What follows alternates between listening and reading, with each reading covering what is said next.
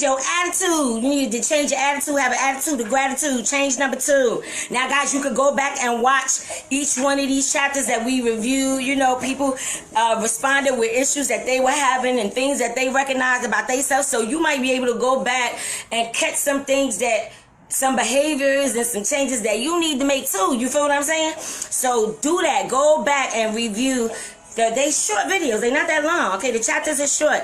All right. So so chapter 1, change number 1 was change your attitude, show gratitude. Change number 2 was change your uncertainty, meaning that you need to get definite in purpose. You need to be definite in your mindset about what it is that you truly want for your life. You should not be settling. You should be raising your standards so that you can have exactly what it is that you say that you desire for your life. You know what I mean? So, don't get it twisted. We have a tendency to live our lives to make others happy, but we do have to recognize, guys, that how can we make everybody else happy and then we miserable ourselves? Because when we do that, that's a self-love issue. You know what I mean? That's an issue with us loving ourselves in some kind of way. So, we might want to check that. All right, but anyway, uncertainty.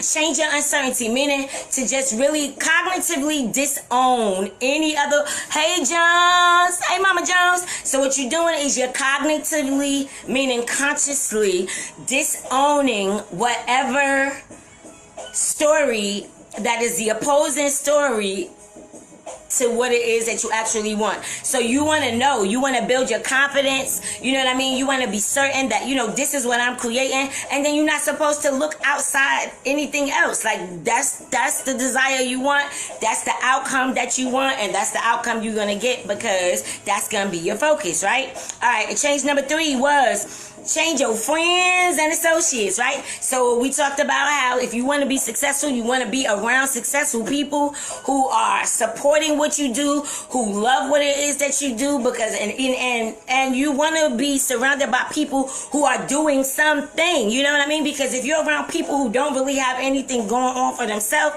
chances are they're not really going to care too much about supporting you. They're probably going to be envious that you're growing in your way and they're kind of feeling left out and left behind, right? So, we don't want people to feel like that. So what we do is the best that we can to, bring them on board. But the thing is that if they are no longer a vibrational match to who you are becoming, they will fall out of the picture energetically, which means that, everything might be cool, but then all of a sudden it's like y'all just don't talk as much anymore, or, sorry guys, y'all don't talk as much anymore, or whatever the case might be, right? We also talked about energetic vampires. We talked about those people who come to suck you dry of your good energy and your good vibes and your good nature, right? They just come in to vibe you, They come and they steal your joy. But we talked about the fact that your job when you are around energetic vampires is not really to judge the energetic vampire. It's to be the observer of the behavior of the person who's the energetic vampire, witness it, and then your job is to remain balanced while you're observing it. So you have to understand, when somebody's like that, my job is to keep my energy in alignment. I see what's happening and I understand that they're on a different frequency, so I don't want to judge them. I'm just going to do what I can do to separate myself. And if you're in a situation where you cannot separate yourself, you're going to have to learn to balance your own energy when you are around suckers, energy suckers. All right, when you are around people who drain and drag you dry, you are going to have to center yourself and remember self-love. You get what I mean? Remember love of self. Understand that this person may not be in a good space right now, but that does not mean that you are supposed to lose the space that you have for yourself and lose that space and love within yourself just to fill up somebody else's cup energetically.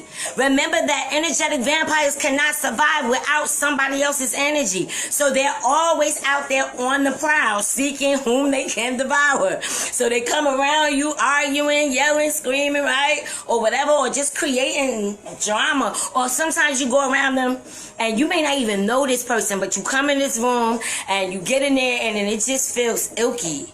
See, somebody like me, I come in a room like that, now I will light the room up. You know why? Because my frequency is so high that any type of negative vibes and energy, it will very soon dissipate. It will leave because my frequency is vibing right. And that's what I'm trying to get y'all to where your frequency is vibing right and you're no longer affected by other people's stuff. Okay? All right, so change your friends and associates. Okay, so I think the next thing was change your heart, forgiveness, right? And we talked about how forgiveness was something that you do for yourself, not for other people, right? And we know that that's hard sometimes because it's like, oh, well, this person really wronged me. They really did me wrong, and, you know, I can't forgive them. But guys, forgiveness isn't about trying to be somebody's friend again or trying to make it 100% right all over again. Forgiveness is saying that I love myself enough to stop causing my own self-suffering in my own mind over something, someone, or whatever situation that I have no control over. I have no control over it. So if you have no control over it, why are you allowing yourself to be lost into something that is not being lost into you? You understand? So, you know, we know that we sometimes have to encounter, you know, people, places, and experiences, but we realize that we have to grow from them, right? So it's not about, oh, he put me through, she put me through. It's like, you know what? I'm so grateful and thankful that she put me through. Oh, I'm so grateful and thankful that he put me through. You know why I'm grateful and thankful that they put me through? Because that's how I broke through. It's never, guys, it's never about, you know, who you become. It's what you overcome that generates that result of who you become. You know what I mean? So it's a matter of who I overcome. The obstacles that I overcome determines who I become. Okay? Got it? Nugget. All right. And so the next thing, it was change your space, lose the clutter, right? So we talked about people, places, and things, losing the clutter, right?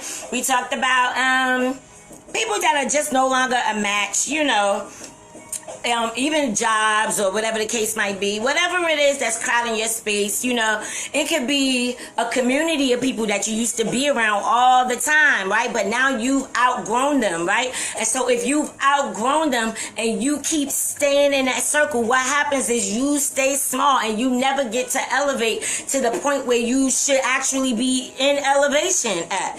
You don't get an opportunity to do that. You don't get a chance to evolve because technically it's like you're likely the smartest person in the group, and if you're the smartest person in the group, then there's no growth for you. Everybody else around you is growing, but you have no growth. Ascension and evolving and evolution is about growing. It's not about standing still because you don't want to hurt somebody's feelings. You understand what I'm saying? It's about hurting their feelings because that's probably what's going to happen when you do whatever you do or say whatever you say or whatever, but allow that person to grow from it. Now, I'm not saying go be rude to people and curse people out. Y'all know that's not even my nature. But I'm saying if you can have a civil conversation, then have a civil conversation. But the most important civil conversation that needs to be had is that conversation with yourself. That conversation with yourself about the standards that you haven't set, the boundaries that you haven't set, the limitations that you have not let go of because you don't want to make somebody else feel some kind of way. Think about it, guys. You only block yourself when you think that what you're doing is helping the other person who's using you as a crutch. Pay attention to that.